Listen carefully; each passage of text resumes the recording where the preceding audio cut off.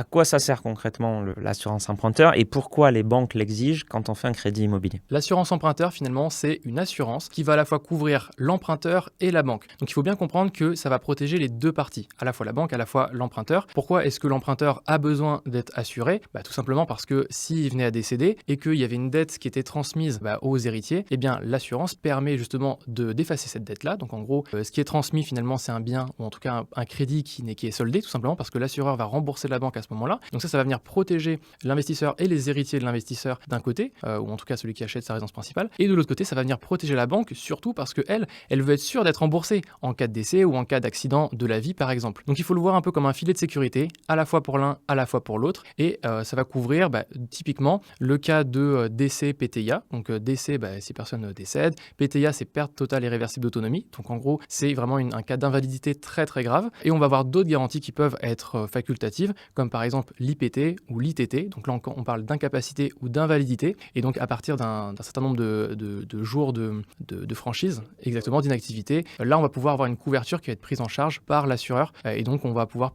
rembourser une partie de la mensualité du crédit à ce moment-là. Donc voilà à quoi ça sert concrètement une assurance. Donc ça protège à la fois l'investisseur, ou en tout cas c'est la personne qui fait le crédit, et de l'autre côté, la banque. Le cas concret, on va dire, qui peut arriver et qu'on peut s'imaginer facilement, c'est un couple qui emprunte à deux. Si il y avait une personne du couple qui venait à décéder sans assurance emprunteur, l'autre se retrouverait à devoir payer la totalité du crédit. Et là, pourrait être vraiment en situation très complexe, très délicate, voire impossibilité de payer. Imaginons qu'il y avait 50% de quotité sur la personne malheureusement décédée. Eh bien, l'autre continuera de ne payer que sa part finalement, que 50%. Et c'est l'assurance qui va payer le reste. Je parle d'investissement tous les jours et t'es toujours pas abonné. Alors si tu veux te lancer, bien gérer tes finances personnelles et appliquer des stratégies simples et efficaces, abonne-toi.